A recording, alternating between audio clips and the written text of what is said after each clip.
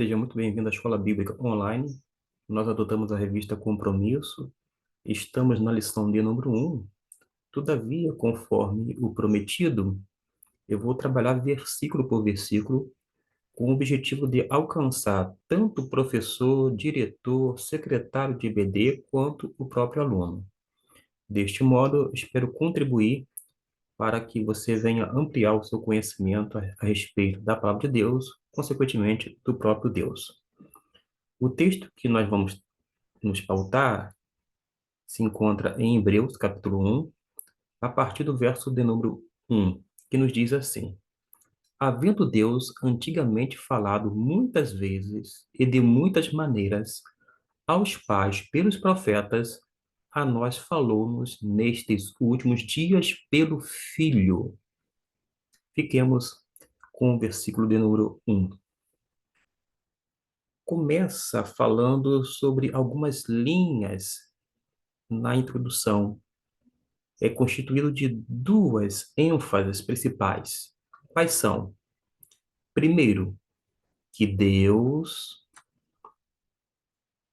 antigamente tenha falado, ou seja, Deus falou, indicando uma ação passada. Segundo, que Deus falou nestes últimos tempos. Novamente, a nós falou-nos nestes últimos dias ou tempos pelo Filho, numa referência a Cristo Jesus. O que a gente observa é que a teologia desse escritor é inteiramente hebraica. Um judeu convertido que tem um vasto conhecimento do Antigo Testamento e, conduzido pelo Espírito Santo, vai nos brindar com este maravilhoso sermão, ou como a gente diz nos dias atuais, carta. De qualquer maneira, a gente precisa compreender que ele parte do princípio de que Deus existe. Lá no princípio, o autor de Gênesis também tem a mesma ideia. No princípio criou Deus os céus e a terra.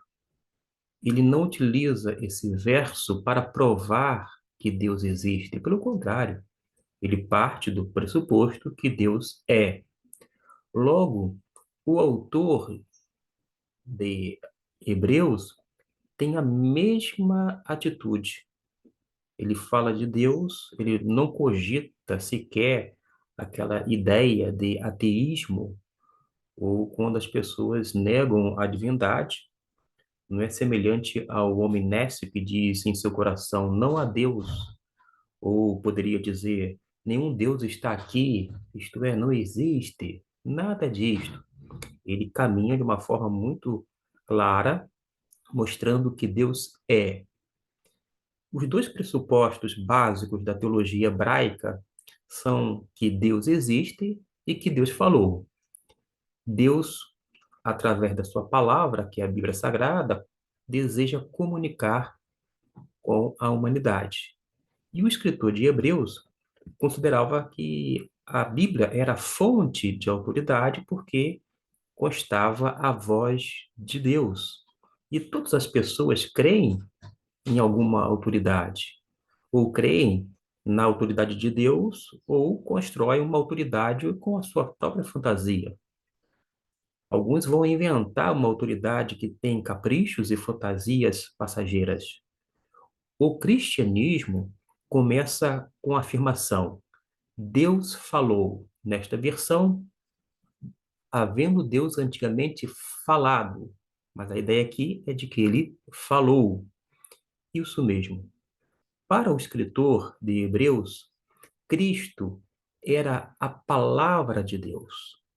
Aquele conceito que temos em João, no capítulo 1, versículo 1, está patente aqui. Esse autor aos Hebreus não apenas conhece profundamente o Antigo Testamento, mas da mesma maneira conhece Cristo Jesus e vai apresentar Cristo de uma forma extraordinária. Quando disse que O cristianismo começa com essa afirmação e que é um livro de revelação. A religião cristã é de revelação, não de, entre aspas, mistérios. E a gente precisa enfatizar isto, porque algumas pessoas, nos dias atuais, têm dado uma conotação misteriosa, estranha ao conteúdo das Escrituras, como se Deus de repente quisesse esconder alguma coisa de nós, pobres seres mortais. Nada disto. Deus se revela na história, Deus se revela através da sua palavra, apresentando-o como de fato ele é. O que Deus disse parcialmente através dos profetas, ele disse plenamente em Jesus Cristo. Deus falou de uma verdade central através de cada profeta, nós sabemos disto, mas através de Amós falou de justiça, através de Isaías falou de santidade, através de Oséias falou do amor perdoador.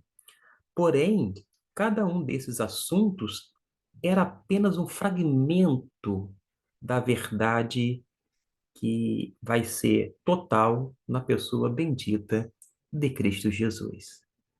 Em um Antigo Testamento, grandes e dramáticos acontecimentos da história e da natureza mostraram a grandeza de Deus e a sua preocupação pelo seu povo, sobretudo. Mas Jesus revelou Deus pelo fato de se fazer carne. Desta maneira, nós concebemos, à luz da Bíblia, que Jesus é o Deus encarnado. Ele se tabernaculou, é a expressão que é utilizada no Novo Testamento. Ele se fez carne, ele habitou entre nós. E ele apareceu nesse mundo cheio de graça e cheio de verdade. Por isso, se você ama e procura a verdade, você vai cada vez mais se aproximar da pessoa bendita de Cristo Jesus, consequentemente de sua palavra. Hebreus é interpretada melhor em termos de escatologia, nesse sentido de acontecimentos finais. Inclusive, a palavra ocorre aqui, ó. Existem duas maneiras de pronunciar. Alguns vão dizer escatu, ou escato, ou esrato. Eu pronuncio com CH alemão, esrato, no sentido da onde vem a palavra escatologia, acontecimentos finais, numa alusão aos últimos dias. E por isso que a gente precisa interpretar o Hebreus melhor em termos de escatologia, ou seja, do fim dos tempos. Há uma descoberta, eu diria, uma redescoberta desta chave há muito esquecida e de modo insuficiente enfatizada para a compreensão da teologia do Novo Testamento. Talvez a distorção no Evangelho por alguns que se diziam milenarista, que ficava somente com foco no milênio aqui na Terra, que resultou justamente numa pregação ostentosa e especulativa, ao mesmo tempo fez com que muitas pessoas se afastassem de maneira amedrontada do que era uma parte básica e tremendamente preciosa do pensamento dos escritores do Antigo Testamento. O fim das épocas aconteceu em Jesus Cristo. O fim das épocas aconteceu em Cristo porque o tempo do fim começou. Tudo começa com a pessoa de Cristo Jesus. Parece até poesia, não é verdade? O fim das épocas aconteceu em Jesus Cristo. O tempo do fim começou.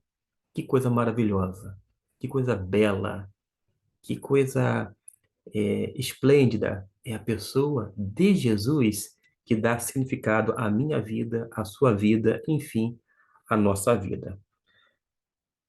Havia alguns essênios, que era um grupo religioso, numa comunidade chamada Qumran, ou Qumran, que se preocupava grandemente com o tempo do fim. Hoje em dia, há muita especulação, As pessoas querem saber o que vai acontecer no final, mas não para mudarem suas atitudes, consequentemente seus comportamentos. Pelo contrário, eles são meros curiosos. O que vai acontecer? Mas eles não estão preocupados em viver com esse Deus encarnado pela fé. Isto porque Jesus não está mais entre nós, mas ele não nos deixou órfãos, isto é, abandonados. Ele nos enviou o Espírito Santo da parte de Deus, e o Espírito Santo passa a habitar no coração de todo crente em Jesus. Quando a gente começa a se deter nessa expressão que diz muitas vezes e de muitas maneiras, mostra a riqueza, meus irmãos, e variedade da maneira de Deus abordar o homem. Lembra que eu disse que, através da palavra de Deus, ele queria comunicar-se com o homem? Pois bem, ele faz isto através de uma diversidade, não uniformidade. Deus aborda o homem de várias maneiras no decorrer da história. Os muitos modos e pelos quais Deus se dirigiu ao homem não diminui a revelação do Antigo Testamento.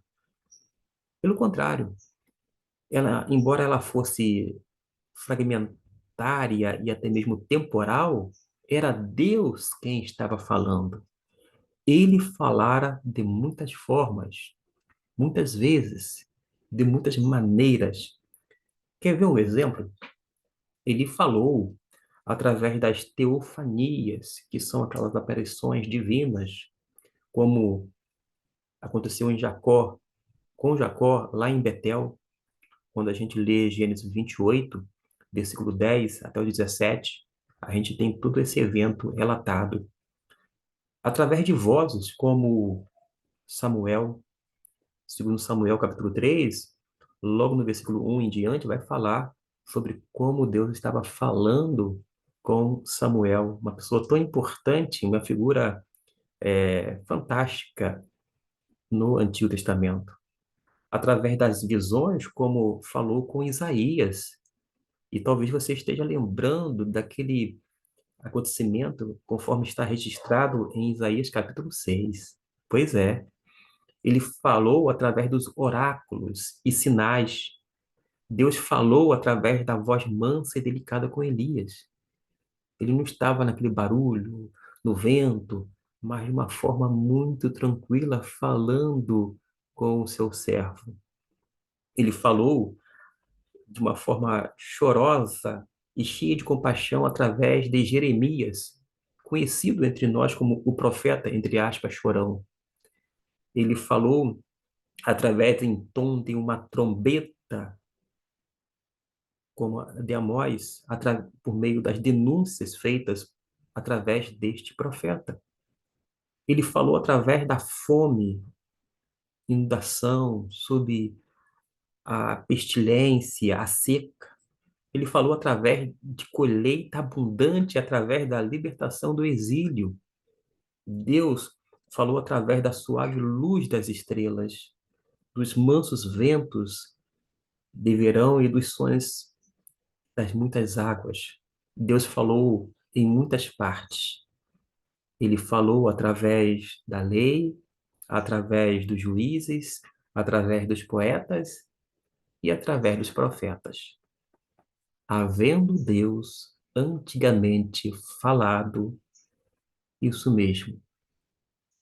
O cristianismo, repito, não é uma religião de mistérios. Se existem movimentos dentro do cristianismo que querem apresentar somente mistérios, está completamente desfigurado do verdadeiro cristianismo. Porque cristianismo, meus irmãos, é revelação. O cristianismo é a religião da revelação que vem da parte de Deus. Deus, em sua graça, ele vai sempre tomar a iniciativa. Ele tem falado através do evangelho que se inicia, cuja palavra de Deus se constitui no próprio Filho de Deus.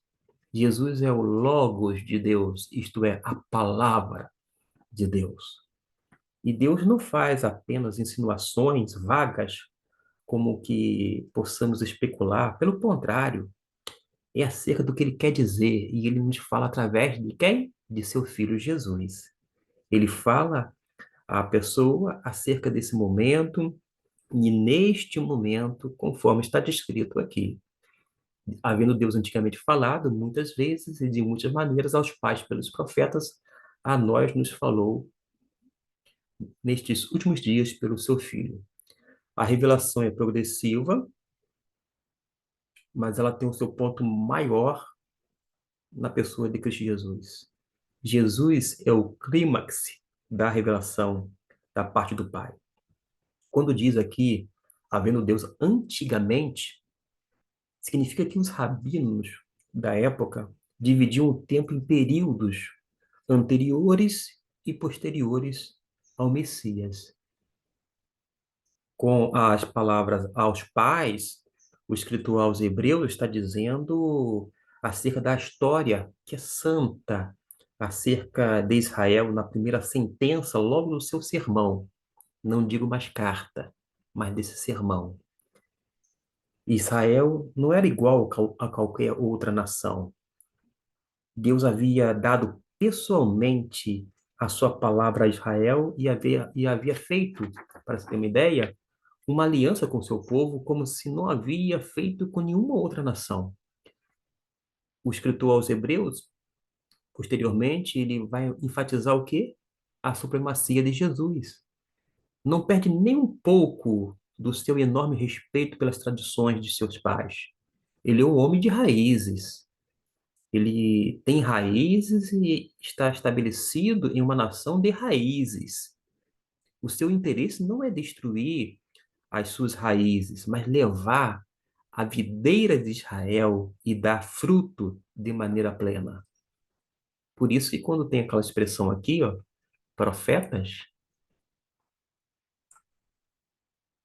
significa que Deus falou através das pessoas que exerciam esse ministério profético. Deus fala a pessoas através de profetas. A palavra profetas não é mencionada outra vez, a não ser lá em Hebreus capítulo 11, 32. Ali, ela vai descrever a, não se- a linhagem de grandes homens de Deus. Permita-me uma correção. Eu falei agora há pouco o quê? Grandes homens de Deus. Foi um ato falho. Foi um desatino de minha parte. Por causa de quê? A gente ouve com certa frequência expressões: eis aqui um homem, um grande homem de Deus, um grande servo, um grande pastor, um grande pecador, um grande professor, um grande isto, uma grande mulher, etc e tal. Meus irmãos, coloquemos algo de uma forma definitiva na nossa mente e no nosso coração. Não existe essa ideia de grandes homens de Deus, tampouco grandes mulheres de Deus. O que existe então? Um grande Deus que usa pessoas comuns, pessoas feitas de carne e osso como eu e você. Eu não sou um grande pastor, um grande professor, um grande diretor de seminário, eu não sou um grande líder, um grande homem, um grande servo. Sou uma pessoa comum, que nem você, sujeita a falha, limitado, finito, mas completamente dependente da graça e da misericórdia da parte de Deus. E se Deus usa uma pessoa como eu, tão comum, ela pode usar você. Desta forma, eu quero desfazer esse equívoco que, infelizmente, é generalizado no nosso meio evangélico. Vez ou outra, na apresentação, eis aqui um grande homem de Deus, uma grande mulher de Deus. Para com isso, meus irmãos. Nós temos um grande Deus, e esse grande Deus vai usar pessoas comuns. Guarde isto, guarde isto em mente e no coração. Aprendamos com a palavra de Deus, porque o título mais honroso que podemos ter é de servos de Deus ou servos de Jesus. E quando eu estou empregando servo de Jesus, eu tenho em mente a palavra doulos no grego, que significa literalmente escravo. Se você quer ser uma pessoa realmente livre do pecado, do mundo, você precisa se tornar um escravo de Cristo Jesus. Porque eis aí reside a verdadeira liberdade cristã. Fala nestes últimos dias pelo Filho, conforme aqui está a expressão, ó, que diz, falou-nos nestes últimos dias pelo Filho. Talvez uma tradução para melhor entendimento seria, nestes últimos dias, podemos substituir como nesta era final. Estamos na era final. O escritor aos Hebreus estava na era final. Desde o dia de Pentecostes, o próprio apóstolo Pedro se refere que o que tinha ocorrido no dia de Pentecostes, e ele faz menção nestes últimos dias, seria o cumprimento da profecia de Joel. Eles já estavam vivendo os últimos dias, ou seja, a era final. Da mesma forma, apesar de 2000 anos depois, nós estamos na era final. Mas a nós nos falou, aqui está escrito, a nós falou-nos, ou a nós nos falou. Esta forma de tempo, para quem gosta de grego, eis aí uma informação valiosa. Está no tempo chamado aoristo do verbo. Como assim? O que tem a ver? É porque vai descrever uma ação em seu todo. A nós nos falou ou falou-nos. A despeito da sua duração, ela reúne a ação em um todo. Isto resume toda a vida e obra de Jesus, porque faz uma menção a Jesus. A nós nos falou nestes últimos dias pelo Filho. E quando fala ao Filho, está resumindo a pessoa, a obra, o ministério de Jesus, que inclui seu nascimento, seu ensino, sua morte, sua ressurreição, em uma só entidade, somente nesta expressão.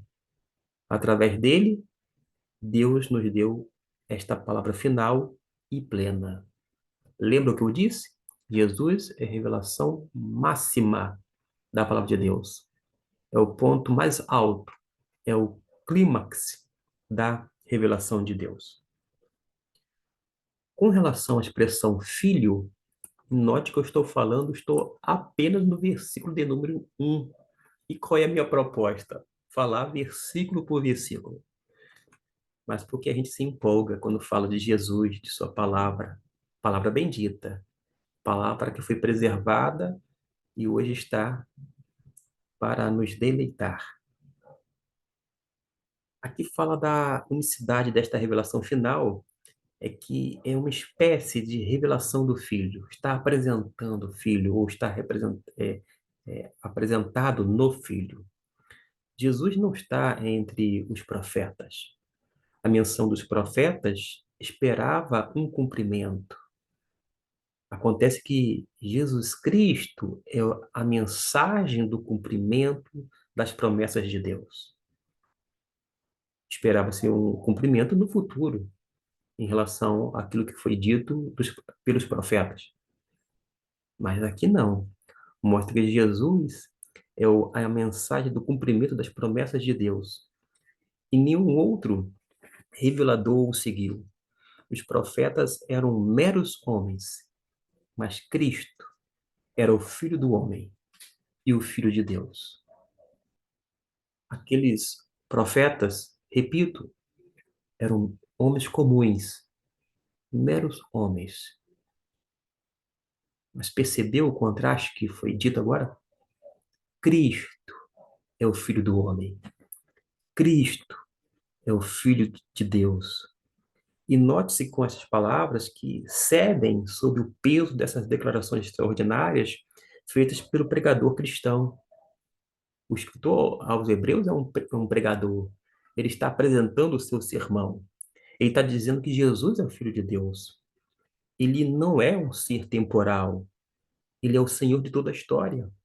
Jesus é o herdeiro das eras, de todas as coisas. Tudo que é dito está em pleno acordo com a doutrina cristã, conforme nos diz Marcos, capítulo 1, versículo 1, como Filho de Deus, ele é o único veículo válido por meio de que podemos nos aproximar de Deus. Existem 7 coisas que falam a respeito do Filho de Deus, nos versículos 3 e 4. Mas nós não chegamos nem no versículo 2. Por isso, vamos ficar por aqui neste vídeo, esperando em Deus que este possa ter sido útil, porque tudo girou em torno do Filho de Deus, conforme o destaque feito por mim, não de uma forma proposital, de uma forma inconsciente, mas penso eu que também orientada por Deus. Deus abençoe, fique conosco, nos acompanhando, versículo por versículo, e que Deus continue falando ao seu coração através de sua palavra bendita.